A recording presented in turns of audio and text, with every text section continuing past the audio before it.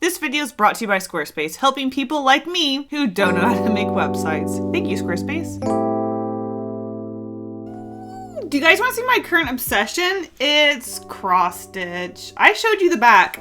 It's cross stitch. Since my last video, my obsession with cross stitch has got out of hand. I'm talking neck cramps, back cramps, hand cramps. But I'm having fun. Look at these cross stitches I've been making. So in today's video, I'm going to be using what I've learned creating all of these other cross stitches to create something new and do more experimenting.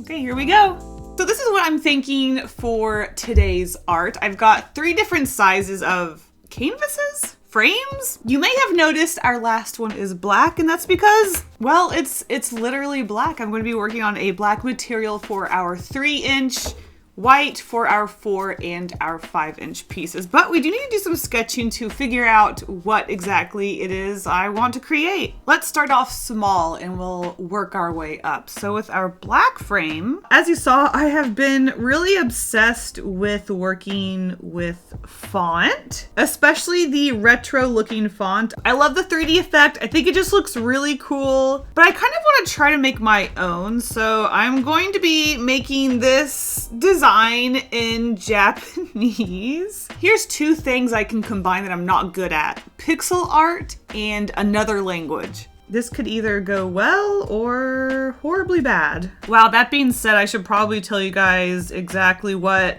this says. So I have a bathroom that's black and white. So it's very easy to make art for that bathroom. So it's very fun and I enjoy it. So this is going to be a black and white, mostly black and white piece, probably in bad Japanese. This is the bathroom, and I'm going to hang it up in my bathroom, and it's going to be something to look at when I'm peeing. Okay, I will say I think I want our word toilet to be much bigger to fill in our space here. Definitely fills in the space quite a bit better. I'm taking what I learned from the text that I bought from Etsy, and I'm going to be applying that to my own Japanese design of text. How do we feel about this? Does this look like a sort of 3D looking, maybe?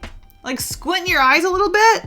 Okay, well, I have a general idea of what I want to do for our first piece. Let's move on to our second piece and see what we've got. I want to do a sort of normal illustration style. I'm talking line work with the thread, not pixel art. We're gonna do pixel art for the, I guess, base shape of a character. So let's bring it back to my old pal Hatch. Now, it's hard to plan this sort of thing because I think most of the details I'm going to give my character is going to be through thread. So this design might be a huge surprise what it's really going to look like until the very, very end.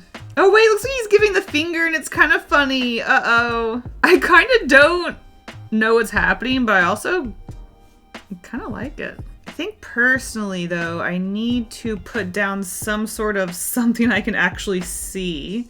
Oh, this is going to frame. This is going to frame it so well. All right, moving on to our big third piece. So for this piece, you guys remember the tie-dye thread from the previous cross-stitching video. I was really inspired, and then I started to think about the Sailor Moon transformation scene. So I'm thinking for this piece, instead of being a absolute one-to-one remake of the transformation scene, it's more of a inspired doing that scene in a cross-stitch style, I guess. So anime eyes are not a style of eye I draw a lot. And once again, I'm combining it with pixel art, which is also not something I'm super familiar with. I'm trying to think of ways to make the eyeballs still pop. The Sailor Moon screenshot has very thin line work on the eyes, and I could do some line work stitching, but I kind of also want to see this pixelated. It's a good thing these are just my sketches and concepts so far because, oh boy, I've got some cleaning up to do. Okay, I'll say it. This looks absolutely awful, but it is a sketch. We're just gonna clean it up a little bit. I do want to add some sparkles. I think we have a nice, oh, I'm excited for that one. I'm excited for this one. Okay, I have a lot to do, so let's get started. Before we get into the thick of it, I want to give a huge thank you to the sponsor of this video, Squarespace. Besides being the biggest supporter of my channel, what makes Squarespace so great, you ask? Design intelligence. Sure, I might be a graphic designer, but my website designing skills are awful. With design intelligence, Squarespace empowers anyone to build a beautiful, more personalized website tailored to their unique needs and craft a bespoke digital identity to use across one's entire online presence. I didn't read that. You can create your very own online store with Squarespace, where you can showcase your products and customize listings. Super easy, super fast. And with Squarespace payments, you have more ways to pay with popular payments like Klarna, ACH Direct Debit, Apple Pay, Afterpay, and ClearPay. Head to squarespace.com for a free trial, and when you're ready to launch, go to squarespace.com/KaseyGolden to save 10% off your first purchase of a website or domain. Thank you so much to Squarespace for sponsoring this video. It's time to sew.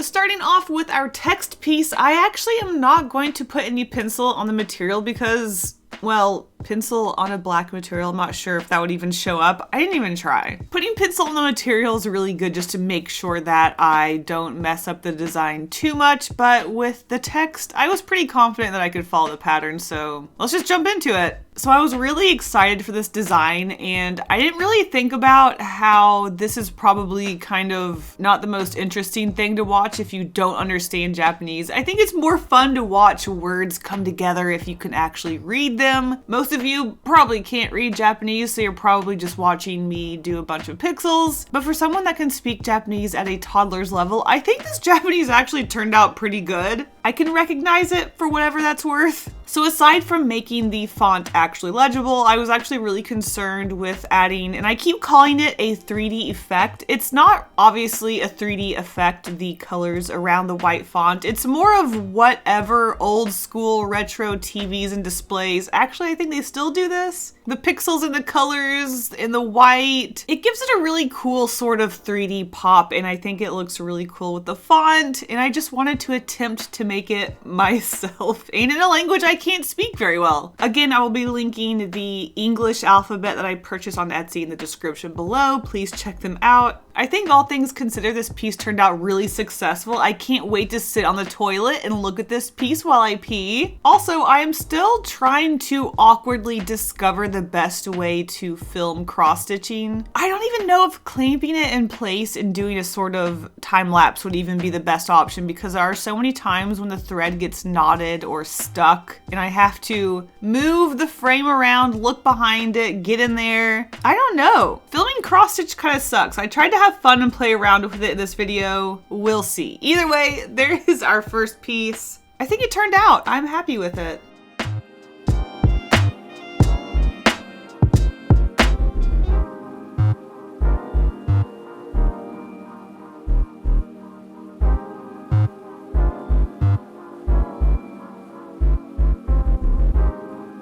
I was going to start this piece off by sketching, and then I decided I'm a big girl, I'm moving on from sketching.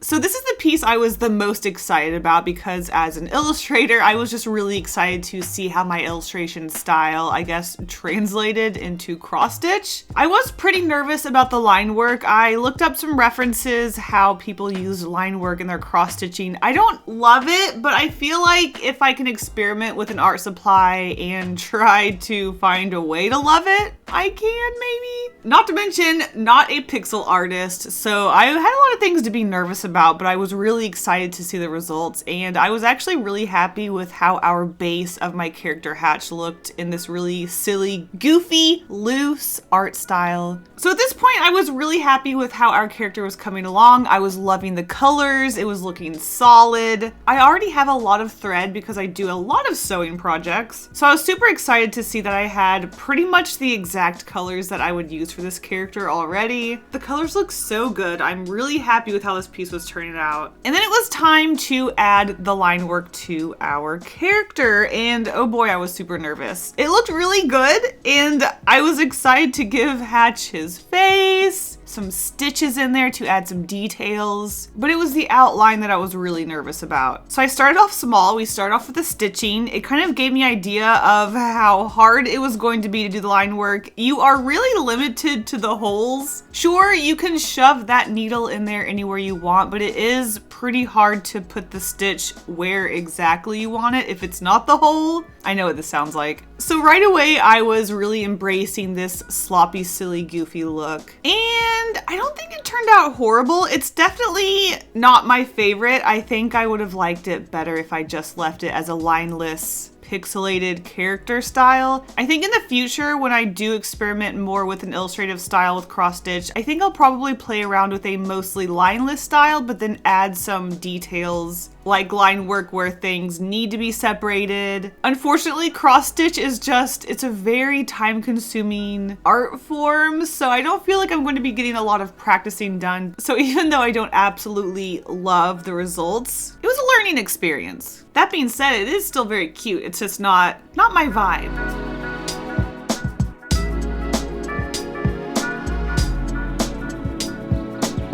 For our third and final piece, I am actually going to be putting some pencil down on our material because I just wanted to make sure that this eyeball... Okay, I can't do it. I lied. This is not the real footage. I penciled this eyeball, recorded cross-stitching of both of them, had really cool transitions like it was a magical girl transformation as I added stitches. It was really cool. And then I deleted the footage, so... Womp womp. All you get is the magical girl gradient in the background. Thankfully, you're not missing anything because I'm just adding stitches and yeah. So like I said, this isn't going to be a one-to-one recreation of the Sailor Moon transformation scene. This is more of inspiration and in the style of cross stitch. I just really wanted to embrace this tie-dye thread. I think it looks really cool, but I feel like if I'm going to be using it with an illustrative style, it needs to be more a simple edition, I guess. I wasn't super happy with the way I used it in my past video, and I think this definitely, with text or just the background of an image, it looks pretty good. So instead of just simply filling our whole piece with this gradiented thread, I did want to create these little blocks where it looked like the background had shifted and it didn't quite line up. However, at the start, I didn't shift it enough, so I just combined them to be one piece, and on the outer edges, you can see where I off-centered the gradient of color. It looks pretty cool. I just wish I didn't mess up the beginning part. It sort of intersected where her eyeball was. It's not a huge deal, but it definitely gave some visual interest to the piece and better represented the screenshot.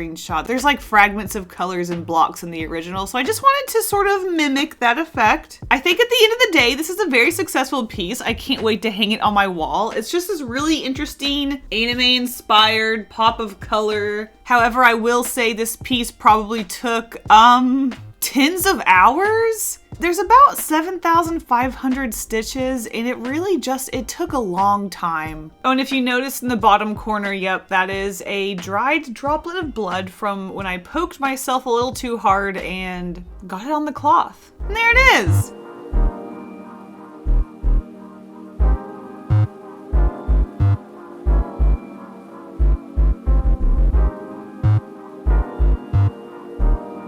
Thank you guys so much for watching today's video. I hope you enjoyed watching these cross-stitch creations. I'll resist making more cross-stitches because I am neglecting my webcomic. Anyway, I will see you guys in the next video. Bye! Once again, a huge thank you to Squarespace for sponsoring this video. Make yourself a website, and I'll see you guys in the next one. Bye again?